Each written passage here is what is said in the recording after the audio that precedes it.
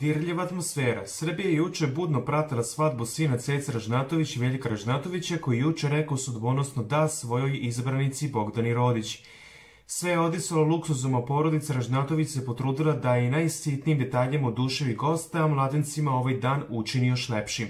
Ipak mnogi su se pitali šta dalje, jer posle ovakvog slavlja valjalo bi napraviti reprizu, čisto da se saberu utisci i nastavi u dobrom raspoloženju. Zbog toga su mladni roditelji rešili da večeras nastave sa slavljem, ali ovoga puta u Mladinom rodnom mestu Titalu. Mladina sestra Bojana podelila je sa svojim pratiocima na Instagramu detalje slavlja u pomenutom mestu.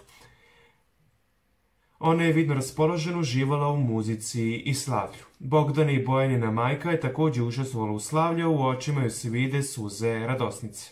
Ražnatovići se još uvijek nisu pojavili, da li će oni pružiti slavlju, da li će se oni pridružiti slavlju, ostaje da vidimo.